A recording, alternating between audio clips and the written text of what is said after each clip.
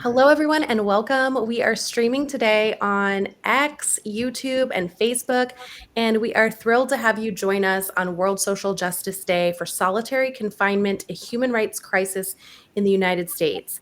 Don't forget to follow along with hashtag UnlockTheBoxNow and hashtag World Social Justice Day. Share your comments and thoughts throughout the event. I'd like to shout out the co-sponsors of this program, Human Rights Watch and Unlock the Box, a national campaign against solitary confinement. Please drop your questions or comments in the chat on whichever platform you're watching. We're excited to see what you think as we move through this important conversation. With that, I'd like to introduce myself. I'm Patrice Sulton. I run an organization in Washington, D.C. called DC Justice Lab, where we feel strongly that it is impossible to solve violence with more violence. And one of the most horrific practices in our criminal legal system that is directly driving mass incarceration is the practice of solitary confinement in prisons and jails.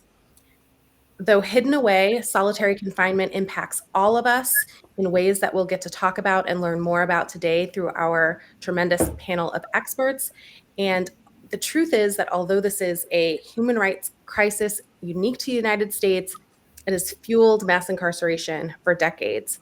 If I could turn your attention to our panel of experts, I'd like to give each of them a moment to introduce themselves and tell you about the work that they've done and what they've survived. I'd like to start with Alison Leal Parker from the U.S. Program of Human Rights Watch. Thank you so much, Patrice. It's a real honor to be here today with you and with my co-panelists. And you asked about my personal experience with solitary and to introduce myself. And the two are very connected. I'm the U.S. Program Deputy Director at Human Rights Watch. And my experience with the subject comes through my work because I've traveled throughout the United States. I've been at Human Rights Watch for 23 years. I've been in juvenile facilities where people have been locked up in solitary confinement. I've talked to hundreds of people in immigration detention facilities throughout the U.S. who've been subjected to solitary confinement, locked up for 22 hours in a day in their cells. And also hundreds of people in U.S. prisons who I have met with for hours and hours to understand their experience in U.S. prisons, where again, solitary confinement is a regular practice. So again, it's an honor to be with you, and I look forward to the conversation.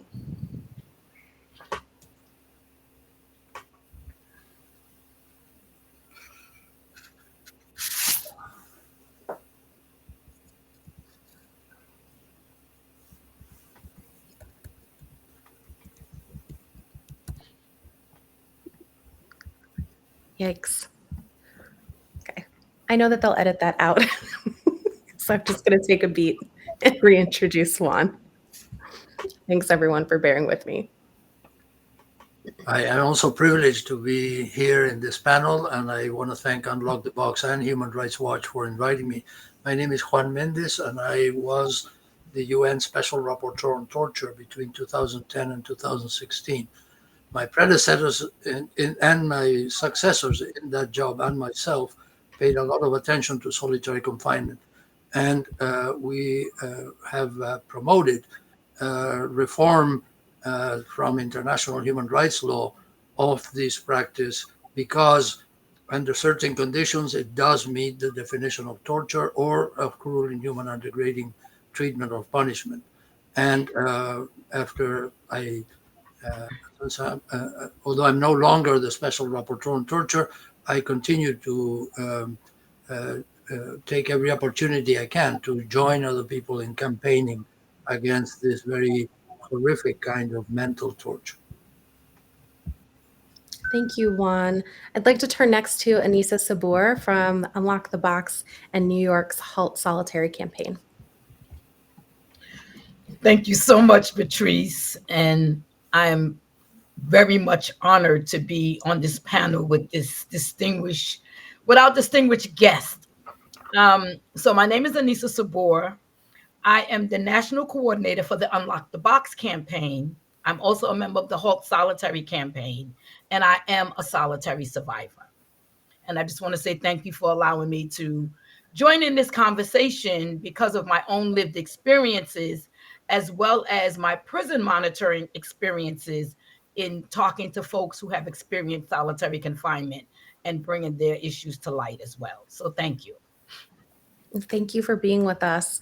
And last but not least, Dr. Terry Cooper is one of the leading research on the psychological effects of solitary. Could you please tell us a little bit about who you are? Thank you. Like Anissa, I am honored to be among this group of warriors to end what I consider torture, solitary confinement. I'm a psychiatrist. I do general psychiatry, community mental health. Early in my career, I was asked to do a class action lawsuit at the Los Angeles Men's Central Jail about the conditions and the presence of a lot of people with serious mental illness. I walked into the jail because, most things that go on in jail and prison are extremely secret. The outside doesn't know what's going on. The press are not allowed in. Visits and phone calls are restricted. So I walked in and I was horrified. I had been treating people at state mental hospitals at UCLA, where I was in training, with serious mental illness. But what I found in the jail was an immense number of people who were acutely psychotic and acting out and screaming. The population was almost entirely Black and Latinx, which shocked me. It didn't represent the community at all. And there were horrible abuses going on, including solitary confinement. I became a forensic psychiatrist and have testified in many cases. The thing about testifying as an expert is that I have to do an investigation. So the court orders that the jails or prisons being sued must let me and the other experts and the lawyers in. So we see something that the rest of the population just doesn't know anything about. And first of all, I'm horrified what I see, and we'll talk about some of that today.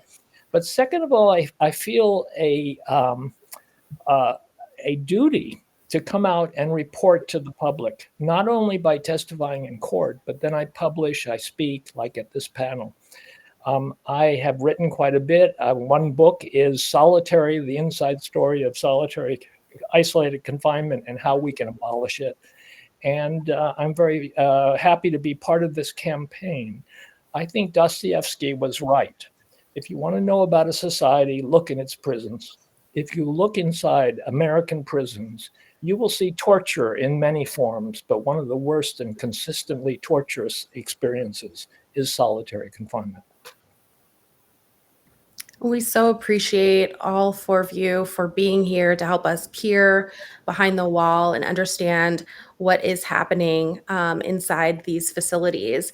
And I think one helpful way of grounding this conversation is to start with some myth busting for those who haven't had the opportunity to witness firsthand what is going on inside. And I've found in my work that a lot of people think that solitary confinement is reserved for the most serious emergencies, actions needed to keep correctional officers safe. But at least in DC jails, that is certainly not the case. And I wanted to ask Dr. Coopers, if you could lead us into a conversation about the truth of when and how often solitary confinement is being used. I would be happy to. You're absolutely right. Most people in solitary confinement are very far from the worst of the worst. Most people are there with minor infractions. They cross the line they're not supposed to cross, they talk back to an officer, and they're placed in solitary confinement, which is the worst punishment in prison.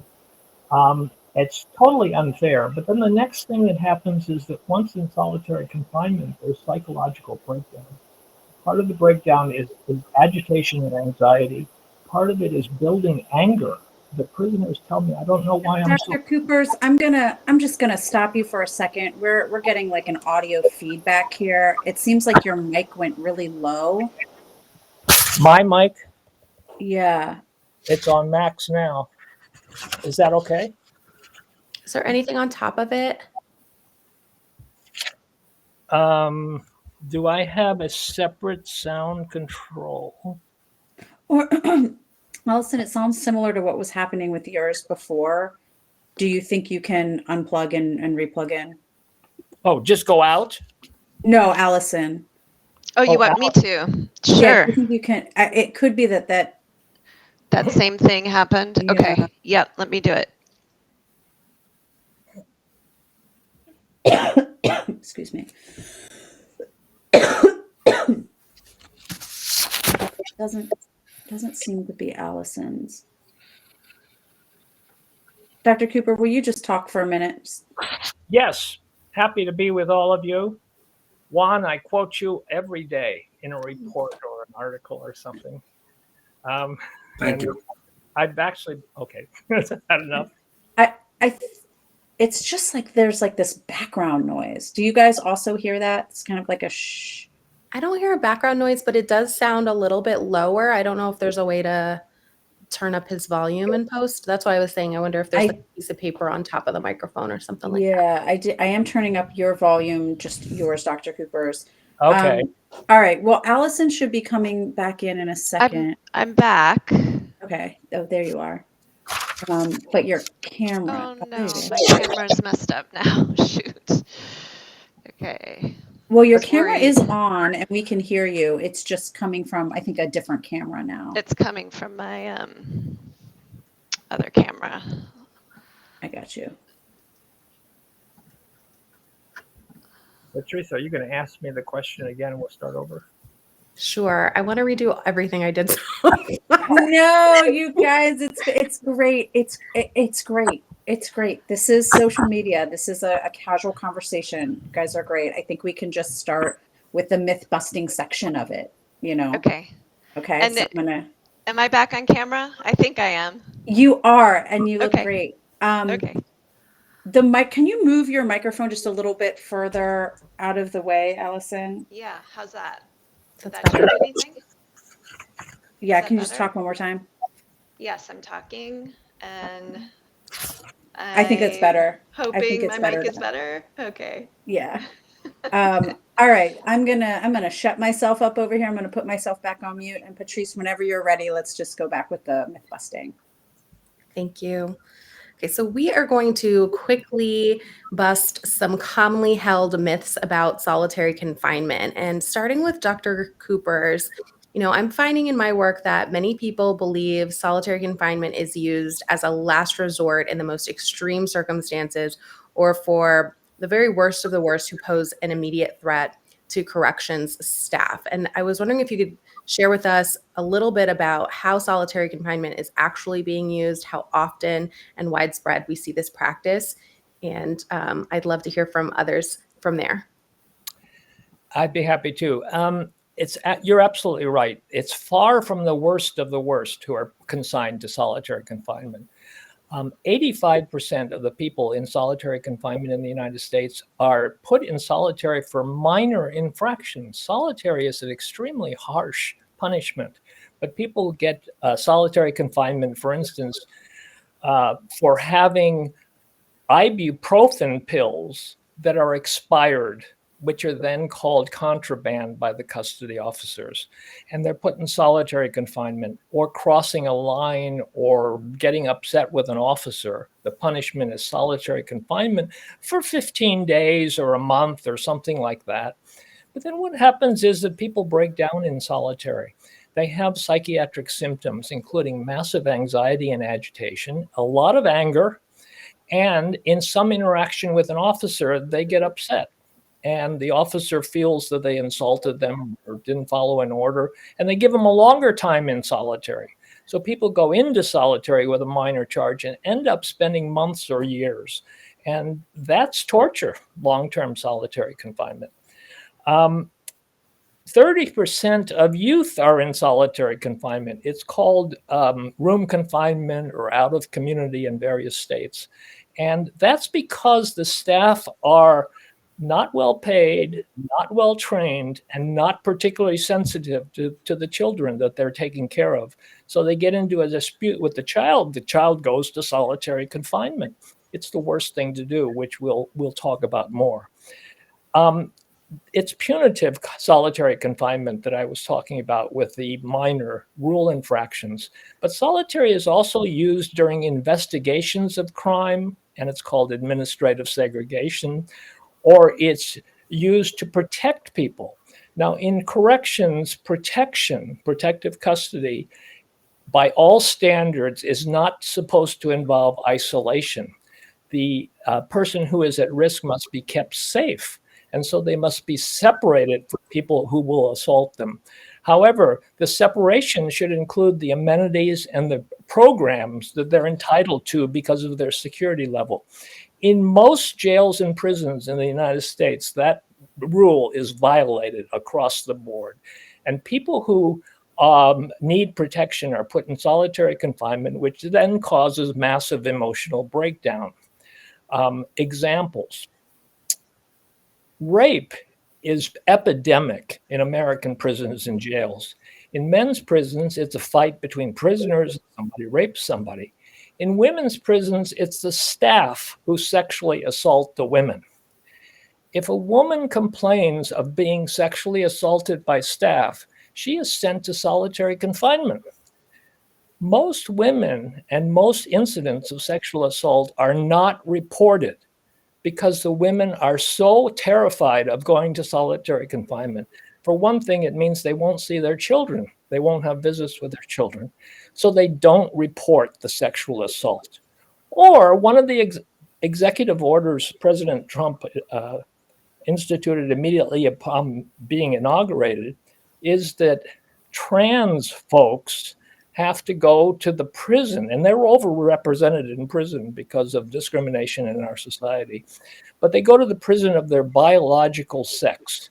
Trans women are raped in men's prisons. Of something like 59% of trans women in men's prisons, research shows, are sexually abused by other men. Therefore, they need to be in a women's facility. And by making the rule that there's only biological sex, there's no such thing as gender, that means that trans women will be in men's prisons and vulnerable. And the alternative is going to be solitary confinement, which causes emotional breakdown. So it's a choice between being sexually abused or being tortured and having emotional breakdowns. There's also solitary confinement by other names. For instance, lockdowns. When a prison is locked down because they're investigating after violence, everybody's in solitary confinement, and that can go on for many months. One of the groups of people I find in solitary is very, very intelligent and very socially conscious people who did their crimes when they were a teenager or a young adult. They've been spending their years straightening out their act. They've gotten themselves educated. They're very well schooled in philosophy and social science. I have very intelligent conversations with them. And I say, why are you here? And many of them will say, well, I got into an argument with a guard because I was reading the rules and the guard was punishing me for a rule that didn't exist, and he had the rule book wrong. So I argued with him. He hit me and he put me in solitary confinement. So there's a way that people who speak truth to power find their way into solitary confinement. Race has a lot to do with it. If it's a white officer and a black prisoner, that prisoner is going to be beaten and put in solitary confinement. So there's a quick roundup of. Thank you so much, Dr. Coopers. You know, it's easy to go through our day without being cognizant of exactly how many human lives are incarcerated. And so when we talk in terms of percentages, I just want to put a finer point on how many people we're talking about in solitary confinement at any given moment in the United States. It's over 120,000 human lives that we're talking about in the course of this conversation. And when we think about the scale and the magnitude of that, we might think that that means it's not as bad as what we're making it out to be. And so I'd really like Juan to speak more to why is this something that's been classified as torture? If it's that widespread, how could it possibly be that bad? Yes, thank you. Well, I would add to what Dr. Cooper said that there's another category that troubles me, and that is first, that people who act out, quote unquote, are put in solitary confinement as a prison management kind of idea. So in effect, people who are suffering some kind of breakdown are put in solitary confinement, where of course this is going to aggravate the problem. But the other category that I think we should bear in mind is those people who are accused of terrorism activities, particularly transnational terrorism, who are brought to the United States.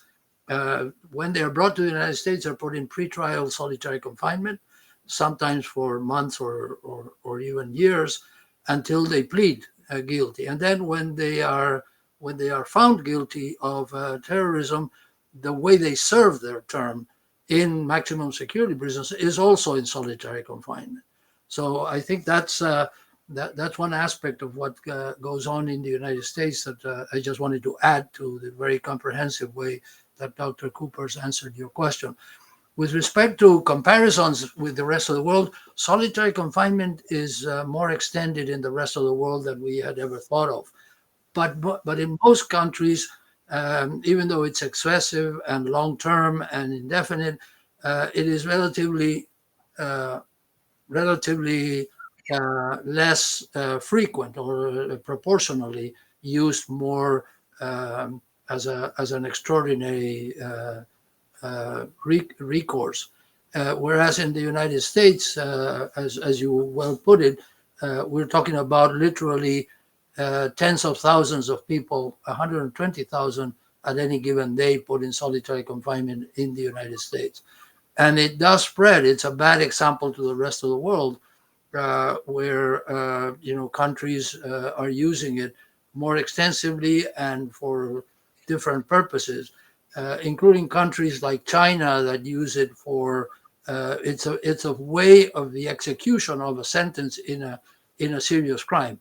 In China and in Japan, if you're convicted of a serious violent crime, you actually serve your term in solitary confinement. And even in countries that have much more benign correctional regimes like the Scandinavian countries, it's used when investigating a crime that has several different defendants, to isolate them from each other during pretrial detention. And otherwise, it is regulated and it's controlled by judges, etc. But it can be, even in Scandinavia, it can last a year or more in solitary confinement. And I want to better understand when isolation amounts to torture. Could you share with us what the UN's perspective is on that question? Yes, thank you. I want to stress that this is from the legal perspective and this present state of international law. And the present state of international law says that the Convention Against Torture defines torture as the deliberate infliction of pain or suffering of a certain gravity by a state agent. And the pain and suffering can be either physical or mental or psychological, which under all these circumstances, solitary confinement meets the definition. But there are some lawful uses of solitary confinement as an extreme measure to avoid violence inside custody, etc. As long as it's short term, as long as it's surrounded by guarantees of due process, so you can actually challenge the decision and get an independent, impartial decision on it. And also, as long as it's not used against certain categories of prisoners, even for very short terms. For example, pregnant women and breastfeeding women, children, that is anybody under 18 years of age, and persons suffering from any mental disability or psychosocial disability. So, and in addition to that, even for people who are adults and safe and not suffering from mental disabilities, international law prohibits what is called indefinite solitary confinement, that is when you don't know when it's going to end, or prolonged solitary confinement, which is defined in the Nelson Mandela Rules from 2015, and also in another instrument called the Istanbul Statement on Abuses of Solitary Confinement. Is defined as any period beyond 15 days. So on those terms, if a prison regulations of a country or of a state in the United States or the federal government or of any other country establishes the possibility of imposing a disciplinary sanction of 30 days, for example, they are beyond the limits imposed by international law, and by definition that becomes cruel, inhuman, and degrading treatment or punishment, or in more severe stages, and of course, the longer the term goes, it becomes torture. If I can add just a thought here, one section of what Mr. Méndez was commenting about is mental illness. My research has been how solitary confinement causes human breakdown. The breakdown we call mental or psychiatric, but it also goes along with changes in the brain, which can make it more permanent. Absolutely stable people have massive symptoms, including anxiety, agitation, paranoia, trouble thinking, memory problems. They pace in their cells. They have massive despair. The prevalence of suicide is massive. Half of the suicides that occur in correctional settings happen in solitary confinement, where there's only on average 5% of the prison population. Then, for people with serious mental illness already, and they are selectively sent to solitary because custody staff doesn't know what to do with their inappropriate behaviors, or they have trouble following the rules, or what's most common is they're victimized. And for instance, they get into a fight. Everybody involved in the fight is put in solitary. So they're in solitary. It hugely exacerbates their mental illness. And that's why people with mental illness are excluded from solitary in the UN standard minimum rules for the treatment of prisoners.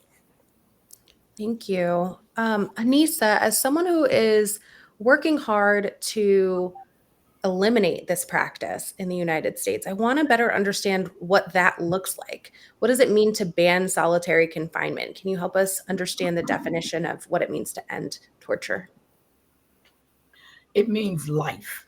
It means living. It means saving human lives. So, I mean, the two panelists before me spoke really in depth about the impact that it has on human lives. But one thing they didn't talk about was how many folks literally lose their lives in solitary confinement. These are some of the well-kept secrets across our country that people on a daily basis are not only mutilating themselves and causing all types of harm to themselves because of being in solitary confinement, but are actually taking their own lives. We're losing young people, old people, people with disabilities. The number of people who have died just in New York State alone in our solitary confinement jails and prisons is horrifying. And so for me, for someone who was able to live through it, to be able to better understand the real impact, this is why I fight to end it. Because we don't need to lose not one more life, not one human life. Because people were charged and convicted of a crime and are incarcerated, but they were not sentenced to die. Putting people in solitary confinement gives them a death sentence. And Dr. Coopers, you talked about due processes, right? One of the things that New York State fought for in their law was to make sure that when people are charged inside, that they have representation, somebody who understands the laws, the actual, what they call directives of our correctional systems, the laws that they claim that individuals break to get them into solitary, to help them help people understand that it's not always a law or a rule that has been broken, so that people don't have to suffer in isolation.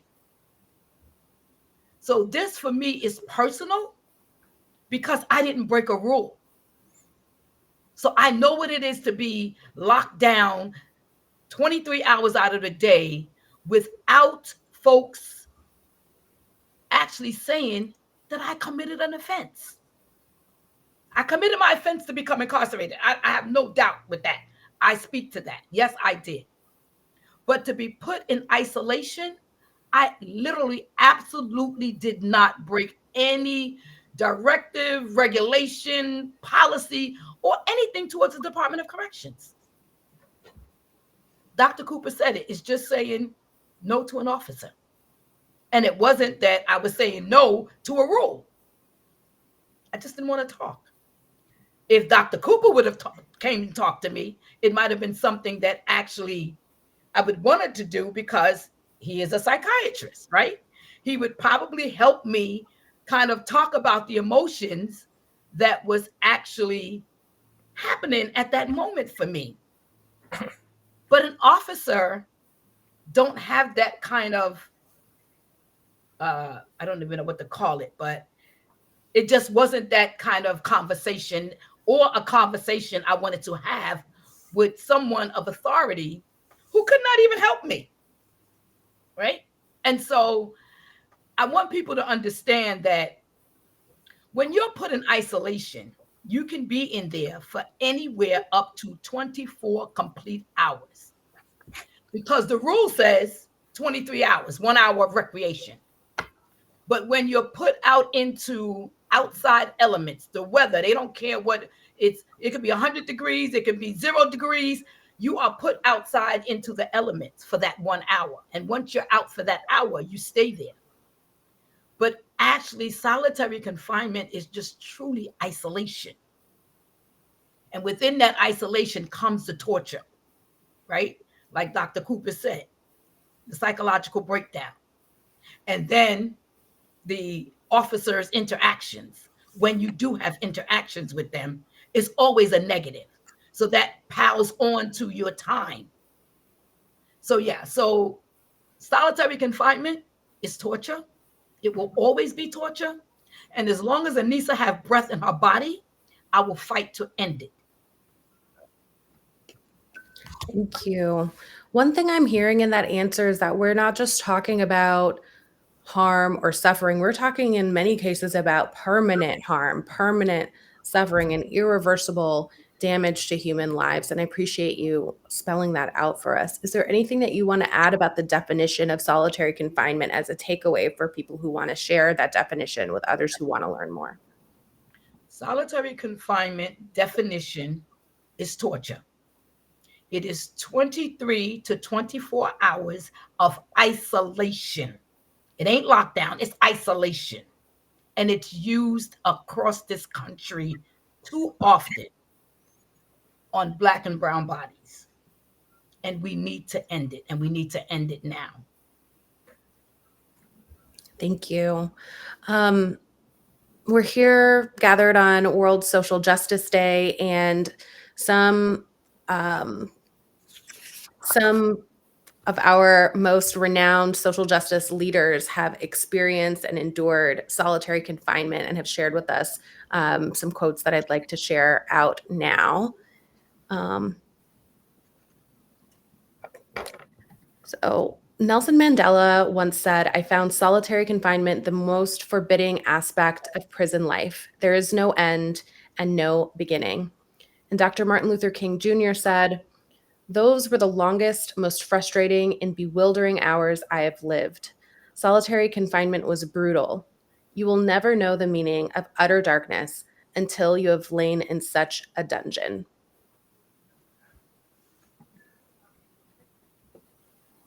And I want to just open it up to the panel to reflect on each of those statements, which we find as time goes on that as we quote people, it starts to lose meaning. And I'm wondering if you can give some color to what that actually means in the context of your learning and experience in this space.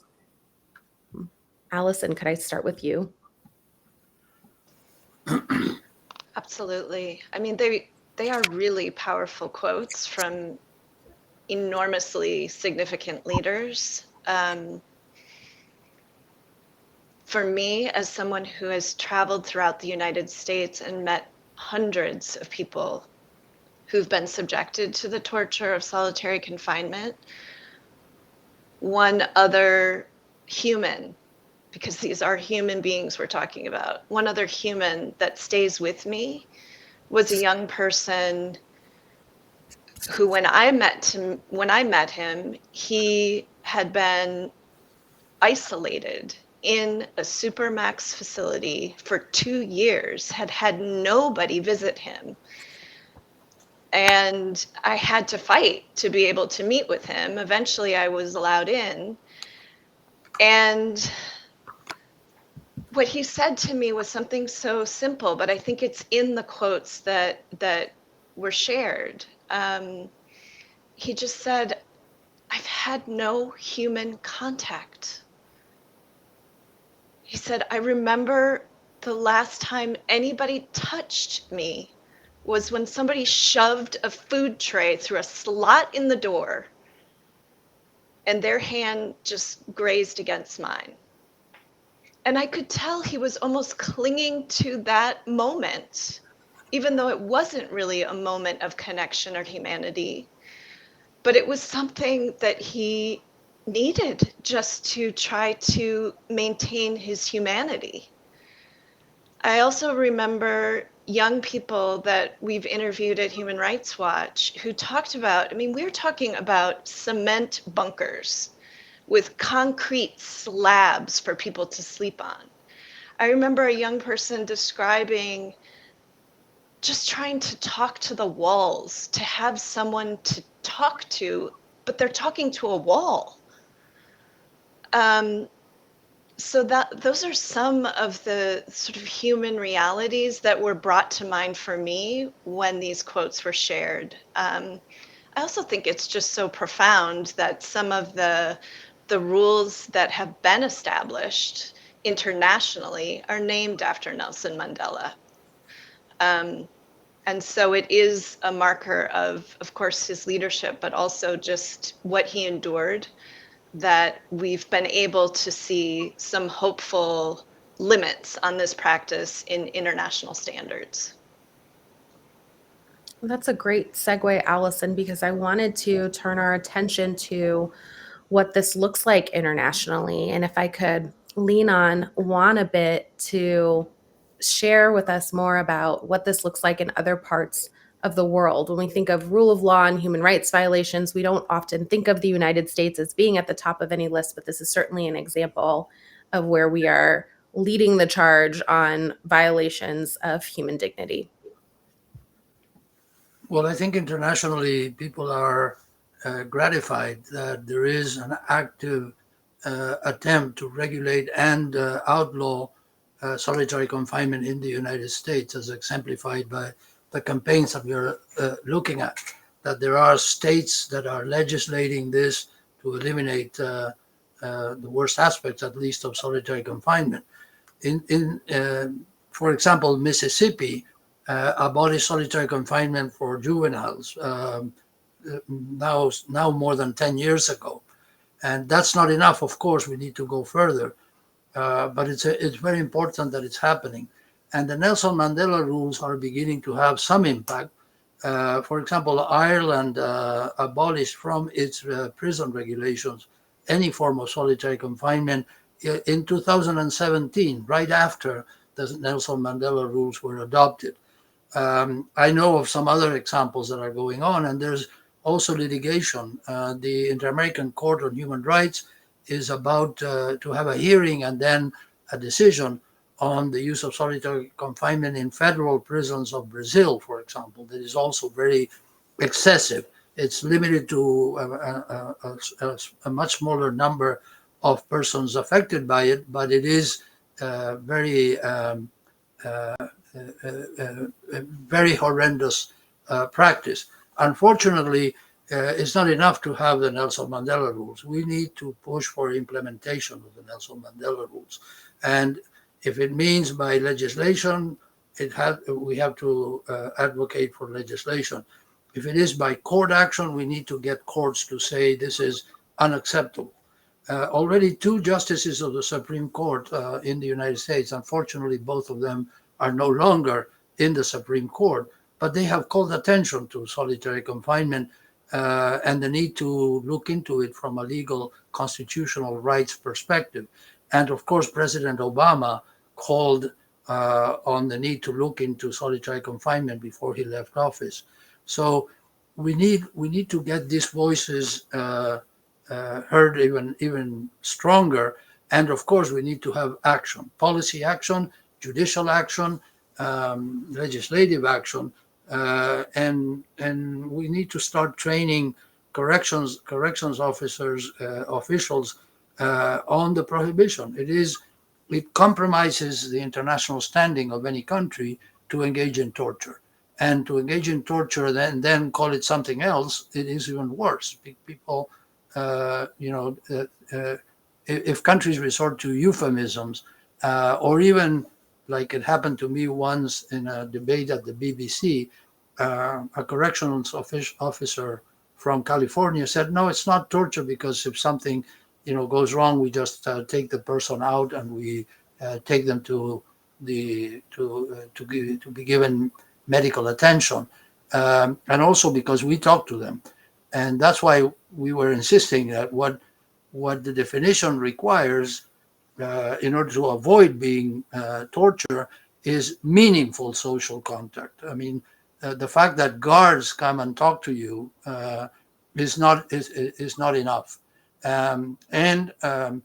this meaningful social contact cannot be ameliorated, for example, by letting you have a television set in your prison cell, or having books to read. There is a need to implement the prohibition by allowing people to have several hours a day of social contact with their peers. In this case, is with the other general prison population. And yes, there are security measures that need to be taken care of, but if the only security measure is isolating somebody and making him or her talk to a wall, that is unacceptable. I appreciate you raising that this is often framed as a security measure or something that advances public safety, when we know that depriving people of meaningful human interaction really makes us all less safe. And hearing from you and Anissa makes me think about how this is often actually not used as a security measure. It's often used to debase, to retaliate, to discriminate. And we've certainly seen examples of that, not just in our big criminal legal system, but in its companion system of torture and humiliation, which is our immigration system in the United States. And I'm wondering if Alison can start the conversation for us on what solitary confinement looks like in the immigration context. Definitely. On any given day in the United States, there are some 30 to 40,000 people held in ICE immigration detention facilities. These are facilities that look no different from prisons. They are lockups. They are secure facilities that are constructed like prisons. And the people held in them are people who are not citizens of the United States. Actually, occasionally there are citizens of the United States erroneously held there, but for the most part, they're not citizens. Some may have a criminal history. Many have no criminal convictions. And they're undergoing immigration procedures in immigration courts. These facilities use solitary confinement. They sometimes call it something else, and my co-panelists have talked about the different euphemisms that are sometimes utilized. But immigration detention is a place where people are locked up in isolation. I remember one example, it will never leave me. I was in a immigration detention facility in Texas, and I was on a tour, an official tour they were providing me because I had asked to visit the facility. It took me a long time to get in, but eventually they allowed me in. And you would think in such an instance, the guards would have wanted to be on their best behavior. But for some, and I can only call it a sadistic reason, they thought it would be entertaining to take me through what they called the administrative segregation section. And there, I am not a doctor, I'm not a psychiatrist, but I believe I was witnessing people in various stages of mental health crisis. It was horrifying. The screams, people just kind of throwing themselves against the walls. And I was shocked that the guards that were giving me the tour were laughing. So the dehumanization that solitary confinement involves is happening to the human beings who are locked up in immigration detention facilities and, of course, in all kinds of facilities in the US. I think it's also happening to the guards. And I'm, this is only occurring to me just now to state it, but I think it's probably true. Groups like Human Rights Watch have done investigations of the use of solitary in immigration detention. And it's quite difficult to put a number on it. But one really important investigation found about 8,000 people were held in solitary confinement over a 5-year period in the United States. So while I was citing the example of people with mental disabilities or in a mental health crisis, it's obviously happening to all kinds of people in immigration detention. It's also happening to children. Not necessarily in ICE facilities, because ICE doesn't hold people under the age of 18, but ICE does send children, sometimes immigrant children, again, non-citizens, into state juvenile systems. And in those systems, as we've talked about earlier on this panel, young people under the age of 18 are held in isolation. They are locked up alone in their rooms for 22, 23 hours a day. So it's a pervasive problem in the immigration system as well as in the criminal legal system in the US.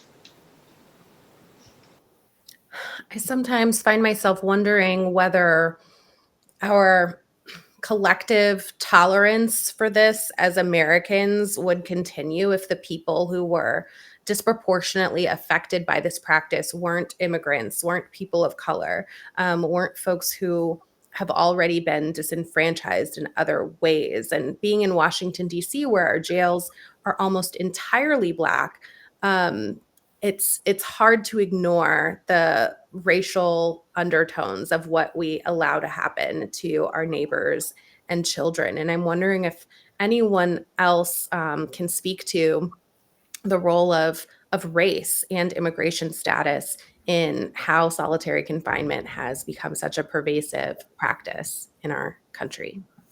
Well, in my most recent task for the United Nations, I was a member of what's called the Expert Mechanism on Law Enforcement and Racism. And I visited United States jails. I mean, our focus was not detention centers. The focus was on police racism and impact on mostly or with focus on the people of African descent. But we did visit county jails in Los Angeles and in Chicago. And we were denied access to Rikers Island by a last-minute decision of New York, the mayor of New York. But in Los Angeles and in Chicago, we were able to see the predominance of people of African descent, not only in jail, but in actual conditions of solitary confinement. Because, for example, someone was taken for court hearings to the county jail and then had to wait for the actual hearing to happen, and sometimes spent literally months waiting for a court hearing, and all that time was spent in solitary confinement by whatever name they gave it. And we were struck by it. And although, as I said, our report was not based so much on, it was not focused on prison conditions, we did include in our report that was published in 2023 that there was significant race factor in who is determined to be put in solitary confinement. If I can add something, in the community, we know there's a massive research that Black people, Latinx people are more often stopped and frisked by the police. They're more often proportionally arrested. They more often are convicted with very low level legal assistance because they don't have any money. And then they're given longer sentences. Does anybody expect that process, that's racism? Does anybody expect that to stop once people get to prison? So the truth is that disproportionately, Black people make up 45% of prisoners and only 13% of the population. Then in prison, they're more heavily represented in solitary confinement. And one mechanism among many for that is the use of force. I have seen correction officers, white correction officers, for instance, in Mississippi, where something like 60 to 90% of the prisoners are Black, and officers have KKK tattoos on their wrist while they're interacting with prisoners in solitary confinement. Use of force is another part of the torture. This is all going on in secret. We don't know what's going on in these units.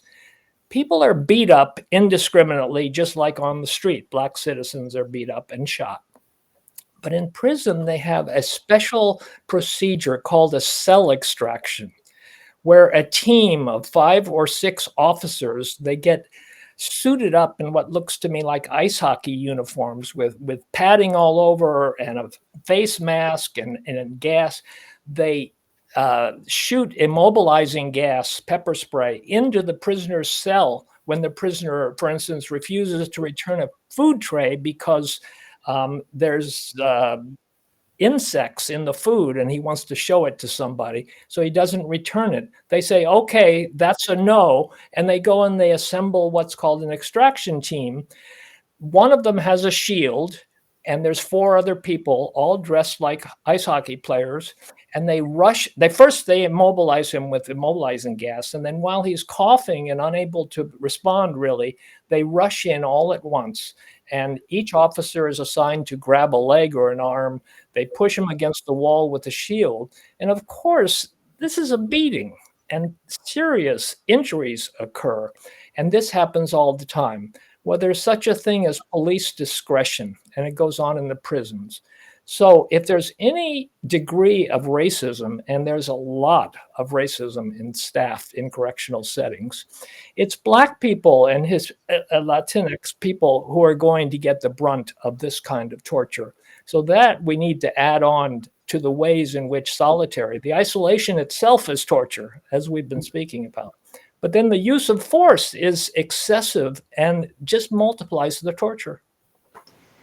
I have to just chime in and add another population that I think is disproportionately affected by all of this as well. And I'm thinking about my experiences in immigration detention as a starting point, because there you have Indigenous people. You have Indigenous people locked up who actually, some of them do not even speak Spanish. They speak their Indigenous languages, and some of the disobedience that it's called that happens in immigration detention is because people can't communicate with them or with each other. It doesn't just happen to Indigenous people, it happens to a lot of people in immigration detention. But it also brings to mind the Native American population in US prisons, who themselves are also disproportionately incarcerated and also subjected to solitary confinement. So I think that's another aspect of the way that racism feeds solitary confinement in the US. Absolutely. Thank you for that example. One theme of our conversation today is how much of this torture is happening in darkness. And I think one set of images that really shocked our collective conscious in the last 10 years or so are photos of children in cages, although that's something that happened before, happened since. And I'm wondering if I can learn more from each of you about how youth are affected by solitary confinement. Is it the same analysis when we're figuring out what level of isolation or duration of isolation we should tolerate for children as opposed to adults? Can I just chime in and say, none. There should be no level of isolation for children. Because if you want them to develop, and I know Dr. Cooper will speak to this, right? You want them to develop mentally, emotionally. You don't isolate them. That is total torture. How do you expect a child to learn, to grow, if they're in total isolation? It just, oh, my brain just goes crazy when I hear the impact that it has on children, right? I look at immigration during COVID, when they had all of those babies in those cages, separated not only from their loved ones, but separated from other children so they couldn't socially interact. You know, Alison, you just said it, the language barrier, right? Like, children need to be able to speak and to be nurtured by another human being. Like, there should be no level of acceptance for any child.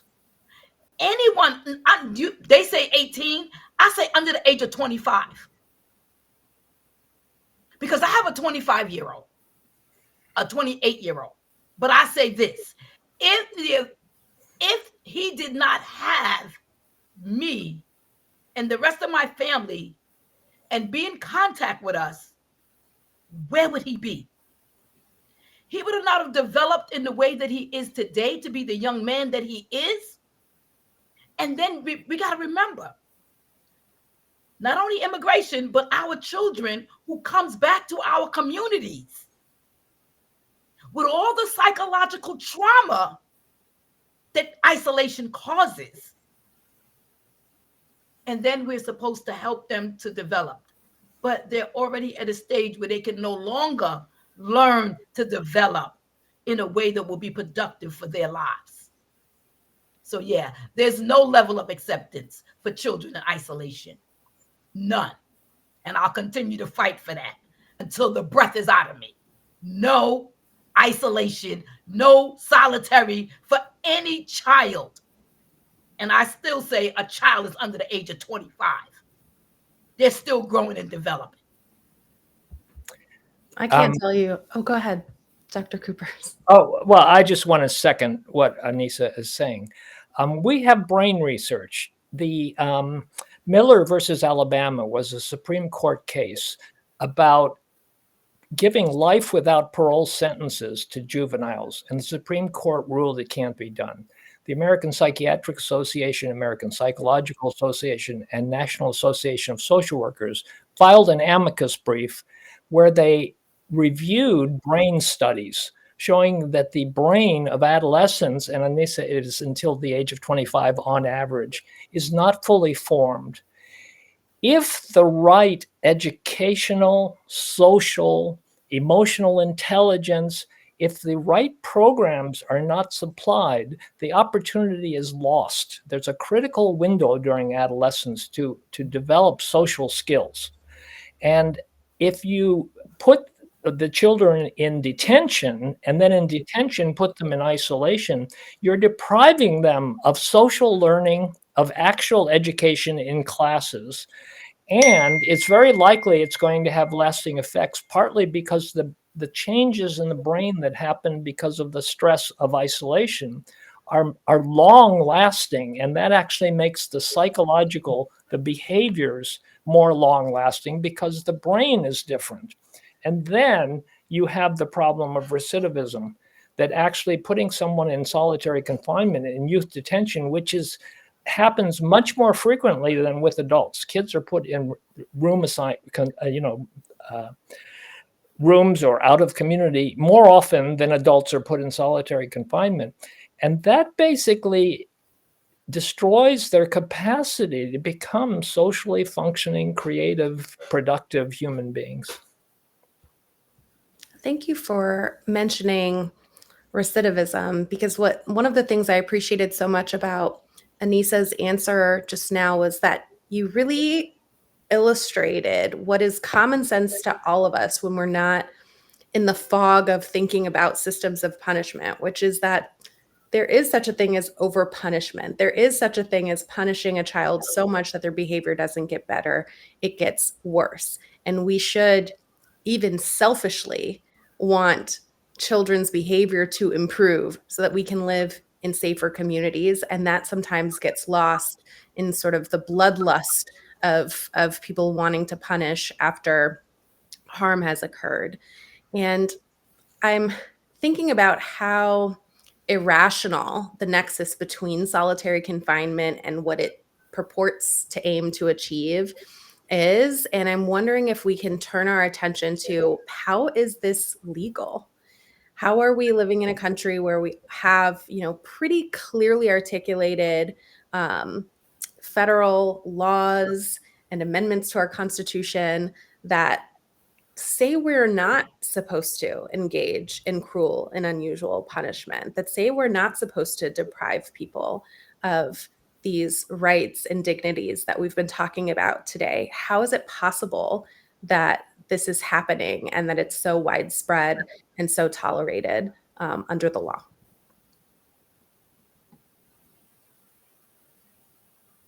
So I was trying to unmute. I'm sorry, it took me so long to respond to that. But when you said that, I just thought my mind went straight to the 13th Amendment and how it states this can happen only to incarcerated people. And so they use that to their benefit. And so for me, it's how do we then change that and remove that out of the 13th Amendment? Because this is where I hope and believe that this torture will then stop. The 13th Amendment is critical, I agree. There's lawsuits all over the country in various states making forced involuntary labor in prison illegal. And several states, including Colorado, have a state amendment to the Constitution that includes people who have been convicted of a crime. The 13th Amendment said slavery is illegal unless you've been convicted of a crime. And indeed, our prisons are the continuation of slavery into the present, including the severe racism. And people are forced to work in work that is unhealthy, that teaches them no skills to use when they get out of prison. And we have to change that. I think I'll stop there for the moment. Juan, could I hear from you about the role of attorneys and law students in this fight for something better in the near future? Well, first, when the United States signed and ratified the Convention Against Torture, the Senate included an understanding that for the United States, cruel and unusual punishment in the Constitution means the same as cruel, inhuman, and degrading treatment or punishment in the Convention. And in fact, the cruel, inhuman, and degrading treatment is the absolute minimum that is affected by solitary confinement, even when it's not, prolonged or indefinite. But but of course, if it goes beyond, and unfortunately, there's so many examples of, states that engage in prolonged and even in indefinite solitary confinement, that there's no question that becomes torture. But whatever, even if it doesn't become torture, but we agree that it is cruel, inhuman, and degrading treatment, that's an absolute prohibition anyway. I mean, it's not that some things are allowed and some things are prohibited. I would also say that from the perspective of crime fighting, it's also very counterproductive to use this kind of regime in prisons. And I can only think of an example that I've heard over and over again of someone in the state of Colorado that was taken out of solitary confinement directly into into freedom because he had finished serving his term. And the first thing he did, he went to the house of the director of corrections of Colorado and murdered him. So we are actually doing ourselves a very bad service if what we want is to make our cities safer and our streets safer and our fellow citizens safer. We are really shooting ourselves in the foot by doing this. In terms of what can be done, I mean, unfortunately, I think others in the panel have much better experience than me on that, but I do take advantage of every opportunity to act as an expert witness on the international standards, like I did in the class action litigation in California that settled the case and got a very significant reduction of the solitary confinement in California prisons. But of course, the litigation was done by others with more experience in litigation and sometimes with the support of students. What I do think is that law schools are ready and law students especially eager to find opportunities to participate in this kind of fight from the perspective of using their skills as lawyers or lawyers to be. And it would be important that we start enlisting them on this because the task is enormous. And even though we're now talking to the converted amongst ourselves, we need to do a lot more in terms of advocacy, in terms of public communication, in terms of lobbying for legislation, and just basically reform. I totally agree.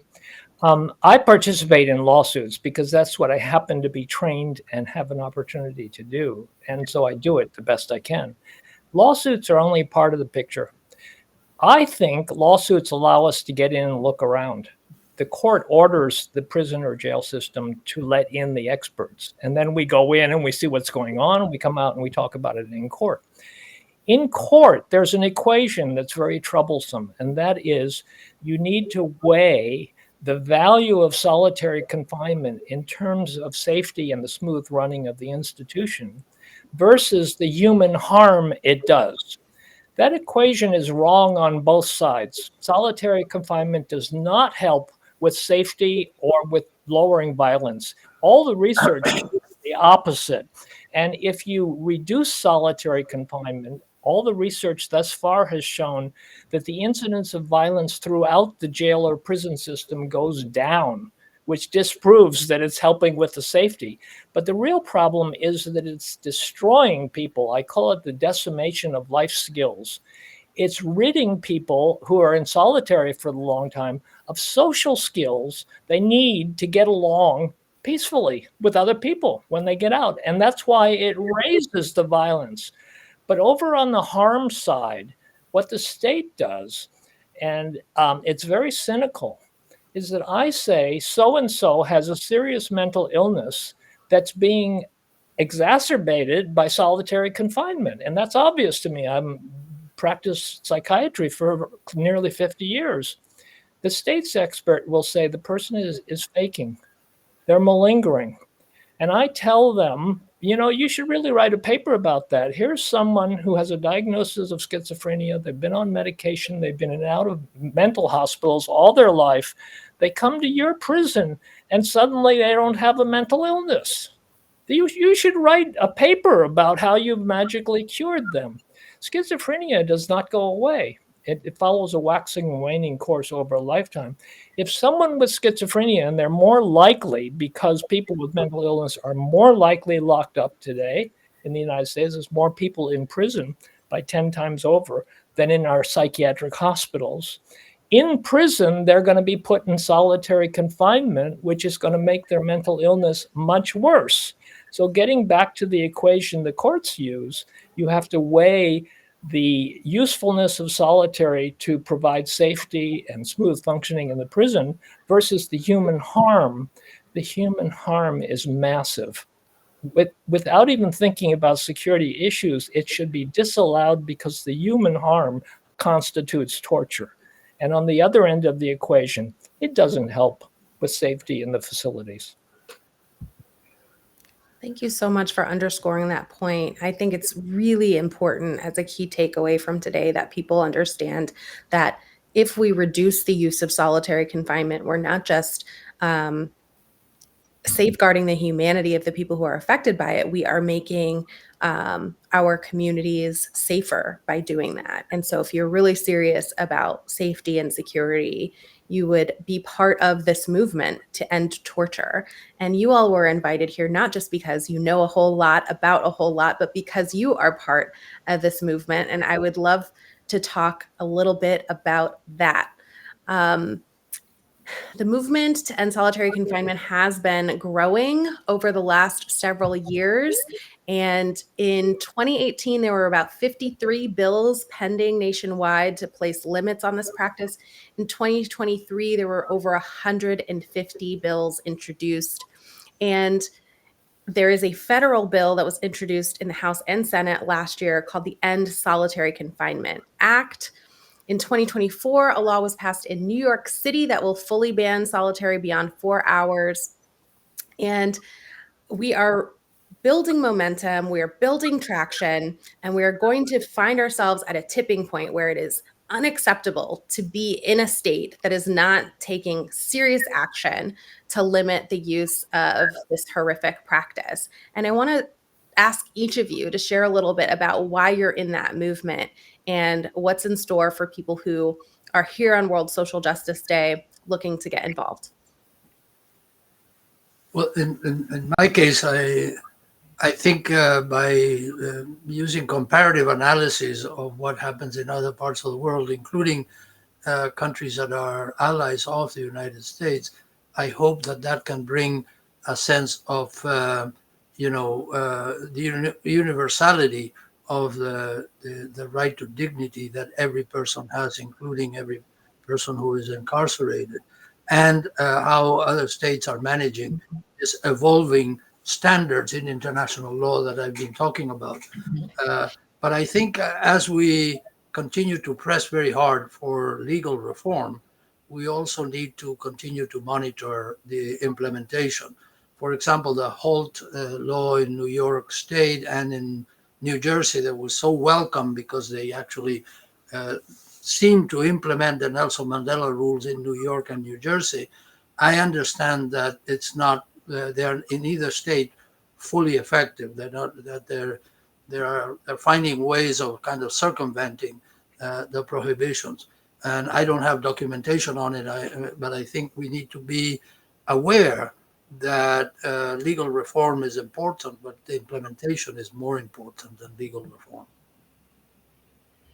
I'm just going to jump right in because, Juan, you said it. Thank you so much for saying that, because as someone who has worked on both levels, at our city level and at our state level, to get these laws passed, I work harder on the implementation.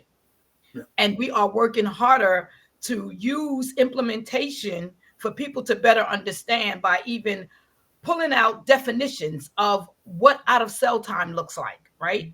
And legislating that, like giving people the language that they need to understand that this is real important work that's being done. And I do it because I see the detriments of solitary confinement every day in my city and state, right? And so I tell people all the time, and being the national coordinator, I talk to other states And I expressed to them, yeah, getting legislation, getting it passed is great. But the real work comes in when it comes to implementation, making sure that every state's Department of Corrections is following the letter of the law. Even if it comes down to what we're doing right now in New York, in our state, we've separated what out of cell looks like, sounds like, and definition is, and legislating it so that they'll know that people must get at least 7 full hours of programming out of their cell, and what it looks like to be out of a cell and in a congregate setting with other human beings so that socialization is not lost. So this is what we're doing. And you said it, like the implementation is the strongest part of any legislation. And this work will not end for ANISA until all states have implemented the no use of solitary confinement on any human being in any form or fashion by any name. And I'll stop there. I love how Here, clear and here. absolute that was. I Go ahead, did Alison. too. I did too. It really was so rousing the way you put it, and I couldn't agree more. And I think, what's become clear from this conversation is the fact that, we at Human Rights Watch think all these tools have to be used. We've got to litigate the individual cases so people like Dr. Cooper's can get into the facility, so I can get into a facility and see what's going on. We've got to bring justice to the people who have been subjected to this practice. And we've got to pass the state and federal reforms to eradicate it because it is torture. I sit in California. This state has tried twice to pass the Mandela Act. Unfortunately, Governor Newsom has vetoed it both times, or one time vetoed it, the other just refused to sort of let it go forward. That act needs to come back again. It didn't do everything, but if it had passed, it would have prohibited the use of solitary confinement for people with specific vulnerabilities. Pregnant people, we haven't talked about that very much, but pregnant people are subjected to solitary confinement. The Mandela Act would prohibit any solitary confinement in California for people who are pregnant. People with physical and developmental disabilities couldn't be put in isolation. And the act, again, doesn't go far enough to total prohibition, but it would limit isolation for other people to no more than 15 consecutive days, which again, I think shows the work of Juan Méndez and the important standards that have come through the international system, and that also is having impact. The last thing I want to say about the movement for change, though, is I think we've talked about in many different ways how incarceration itself leads to isolation. So the bigger picture here is, why are we locking up so many people? Why are we putting them in mandatory immigration detention facilities? Why are we locking up young people convicted of offenses before the age of 18 in adult facilities where they're going to spend decades, even the rest of their lives, in solitary confinement? So it has to start with questions around policing and what is the point of using punishment in this way? Because, as Patrice, you put it so well, why are we using violence to solve violence? I totally agree with Alison. The United States has 5% of the world's prison population and 5% of the world's population, and 25% of the world's prison population. Why are we doing that? What's wrong with our democracy? I want to add a footnote, and that is that the Mandela Rules are part of the United States rules because groups like the National Commission on Correctional Health Care, which is the accrediting body for correctional health services and mental health service, has adopted the Mandela Rules in its standards. The prisons and jails are not following the standards, but it exists here in the United States. For me, the problem is that it hurts me to see oppressed people being tortured. I mean, when I see a black man being beaten on the street by the police, it's painful. It hurts me in my chest. And I get stuck there. My career has gotten stuck in prison. And that is that I have seen the most horrible human rights abuses I've seen anywhere. I've seen in the prisons. And I just cannot leave the subject. I have to speak out. I have to do something. And that has guided my career. We're so grateful that it has. We're so grateful that it's guided all of your work and that you've been in this movement with the level of tenacity that we got to see on screen with you today. I hope that everyone who's watching will feel as inspired as I do to take part in this national action for meaningful change, that they'll all visit endtorturenow.org to learn more, that everyone will visit Unlock the Box Now on social media so that they can see not only how much work there is to do, but how much work lies behind us, and how bright the future ahead of us really is if we all band together. This is a moment where people are feeling a lot of hurt, and it is really our responsibility to galvanize support for those things that we know to be most intrinsic to our shared values. And I can't think of a better example in 2025 than working on solitary confinement and ending torture in the United States. I want to pause for a second and ask Jane, what, if anything else, I need to record with respect to the toolkit or to close out? I think you can just do like a a thank you, and if people want, people want direct action, and if you're looking for a way to have direct action, please go to the End Torture Now website. That's endtorturenow.org. Please make sure that you're following us on our socials, Unlock the Box and Human Rights Watch, to sign up for emails and newsletters. You'll see the ticker at the bottom of the screen. Just encouraging people to really get involved and to sign up and to follow us so that they know when we have direct actions. We often have petitions. We have a petition for Red Onion, I think, going out today. So that sort of thing. And then you can kind of do a thank you, and you can ask if anyone has any last words, and then piece it out. I would also like to see you do, before you do what Jane is suggesting, ask what the alternative to solitary confinement is. Okay, can we do that question, Jane? I like that question. And go around for all of us. Hell yeah. Hell yeah. So the work that we've done in Washington, D.C. around solitary confinement has proven to be some of the most challenging work that we've done. And it's because it takes a real education effort for people to understand what would we do instead of solitary confinement. And I wanted to ask each of our panelists, what are the alternatives to solitary confinement that people need to understand exist? Well, I know that I've dwelt a lot on the Nelson Mandela Rules and on international standards, and it looks like they're all very negative. You can't do this and you can't do that. But obviously the alternative is imprisonment with certain hours of the day dedicated to meaningful social contact. And that of course is the alternative, the immediate alternative.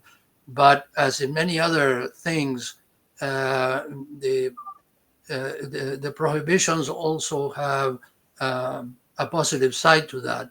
That meaning that, of course, it's a duty of the state when it incarcerates people to provide them with all the opportunities for rehabilitation. And rehabilitation is denied by solitary confinement.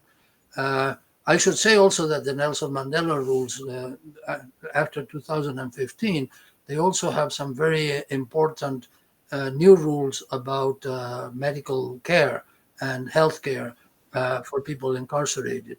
And the main rule that I always remember is that the person incarcerated has a right to the medical attention, and includes of course psychiatric attention that is available in the community. The rules for the federal rules for corrections in the United States say that that the person who is in solitary has the right to the attention that is available in the prison. That is that falls under the international standard. What's available in the community is what's available in the next hospital that you can take someone to be treated. And so, at the very least, international standards also provide for alternatives. And if taken seriously, those alternatives would make solitary confinement not only prohibited, but also unnecessary.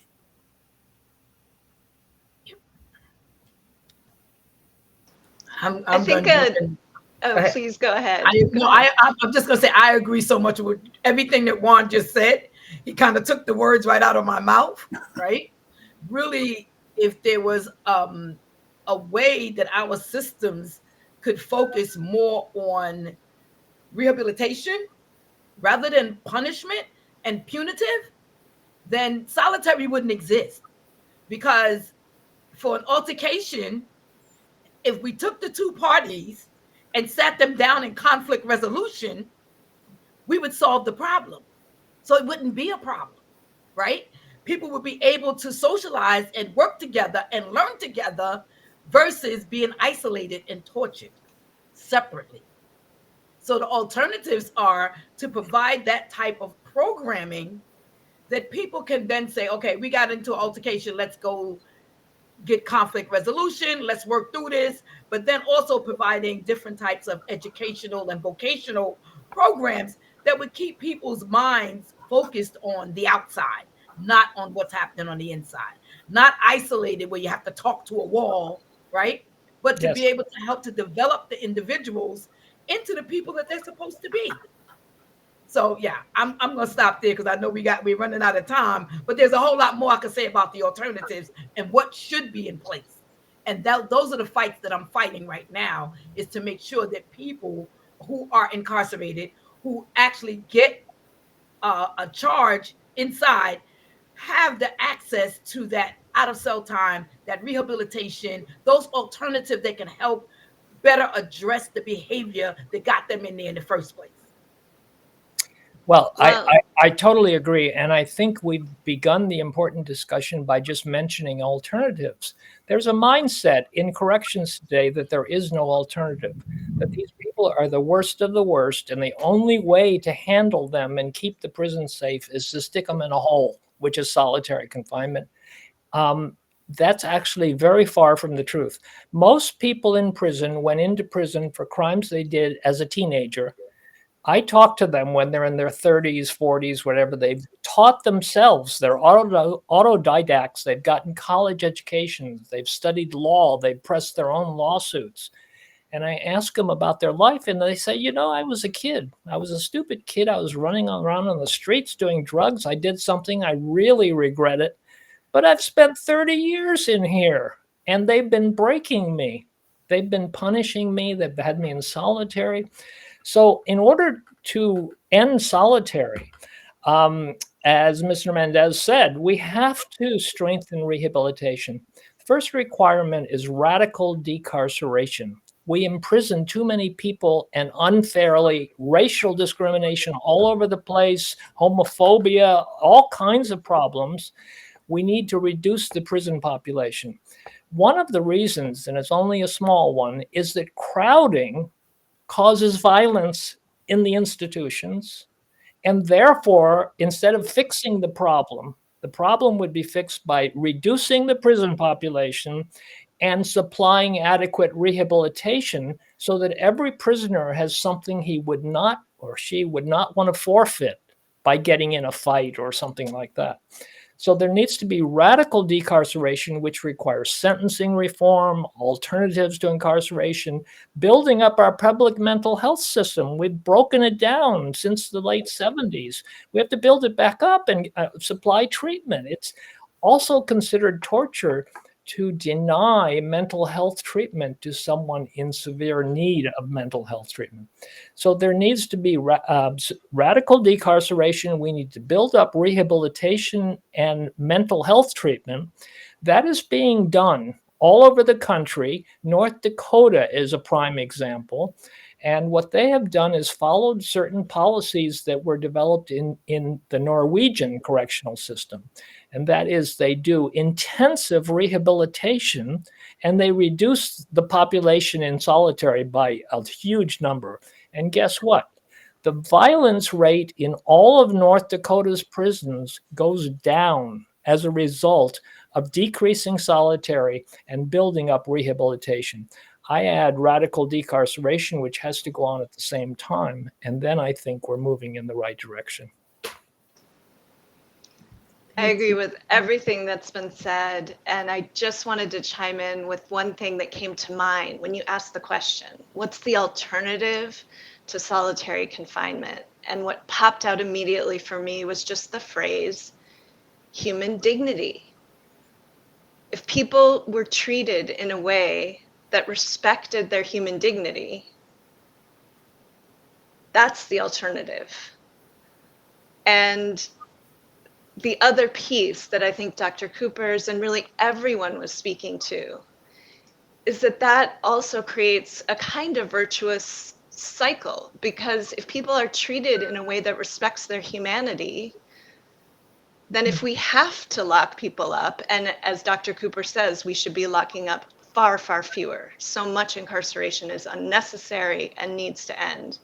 But if people must be locked up and they're treated with respect for their human dignity, the concerns that some correctional officials seem to be expressing about behaviors in prison would be unwarranted. And in fact, I've talked to correctional officials who say exactly this. There are correctional officials who understand that if you treat people well, the entire system works better. So I come back to the alternative to solitary confinement is treating people with respect for their human dignity. I love these answers. Thank you so much. I often think about when I hear people ask, what's the alternative to police brutality? What's the alternative to mass incarceration? What's the alternative to solitary confinement? It's everything we're doing for people who have resources at their disposal. There are communities in our city, communities in our country that have virtually abolished all of these forms of brutality and torture. And everything that they have instead is what we all deserve to share and thrive together, utilizing. So I really appreciate you all weighing in and making clear that this isn't a necessity, and we can do better and must do better than torture. I would like to make sure that everyone who's been watching this presentation knows exactly how they can get involved. There are so many ways to plug in to this growing movement to end torture in the United States. I want to invite everyone to pay attention to the social media channels for Unlock the Box Now, for Human Rights Watch, to visit End Torture Now and see how you can sign on and take action to demand change from people in decision-making positions. There are ways to engage with the organizations that are doing this work at the state level and working toward a federal bill to end torture in our federal facilities in the US. Please take the opportunity to see where you can get involved, where you can learn more, how you can share information with other people who might want to better understand the magnitude of the problem and their power to make a difference in this moment. I want to thank all four of you for sharing your expertise with us on this panel, and thank you even more for the work that you've done to lead you to that expertise. It is really in gratitude that I leave you here today. Just such an enormous debt for all that you've done and all that I know you'll be doing until this fight is won. So thank you so much. Appreciate you and look forward to the fight ahead together. Thank you.